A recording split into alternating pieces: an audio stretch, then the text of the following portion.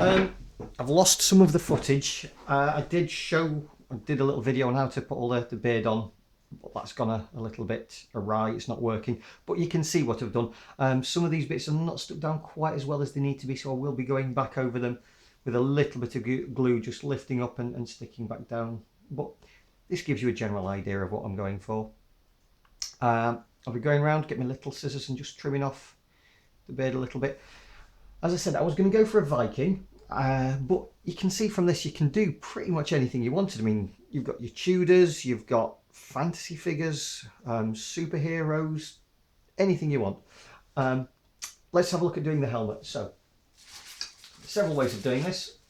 What I've done is I've just got a piece of card, again, back of a cereal packet, and I wanted it just slightly bigger than the head. This is my demonstration one. And then I cut down the centre and leave about a thumb's width, possibly bigger. I mean, an adult's thumb, so maybe 2 fingers, something like that, just so it's not too thin at the bottom. Though, looking at it, I think what I'd also do, fold it back so it's symmetrical, and I'm then going to put in another cut going down about that far, just at a slight angle. So then what I can do is I can just fold that into here, fold that into here, and fold that into there, and that gives me the 3D shape I'm looking for. When we do this, just get a little bit of tape, masking tape. Do like my masking tape. So we want it about there, and it does help if you get it going behind the back as well. Make sure it's about at least halfway down so you've got a really good seal. Then I need 2 more pieces.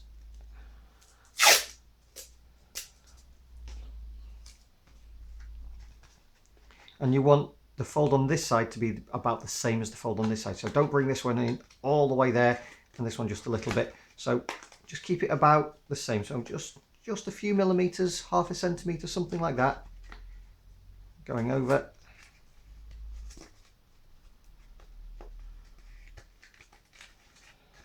And then one more. Don't worry about the eye and things like that. I will go back and fill those in later. As I say, I'm just focusing on the helmet for now. About the same until we've got this. Then, once we've got that, get another piece of card. And easiest way of doing it, I've got some over here because I did this in advance. I just got my ruler, laid it on the card and cut out 1 ruler's width. And same again here, because what I want to do, as I say, I'm doing this one as a Viking. This needs to be a little bit bigger. Make sure that when you do this, measure it up properly. This was just a quick one to demonstrate. It needs to be able to, in fact, will it fit? I can just about get away with that, I think.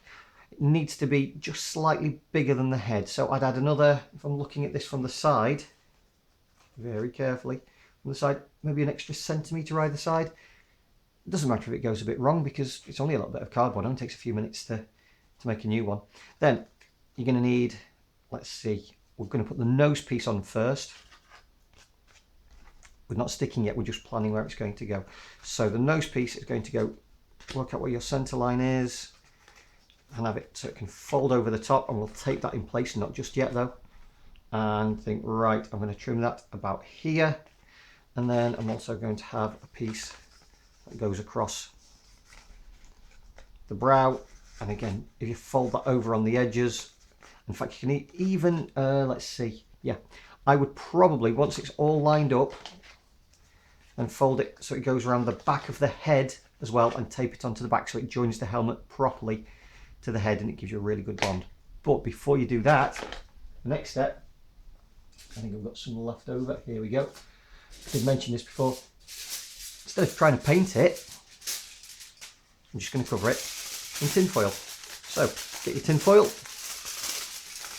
place it over the top, and then just carefully go around and just fold it into place. You don't even need to glue it really. I'd probably, yeah, maybe add just a little bit of tape, but that's it.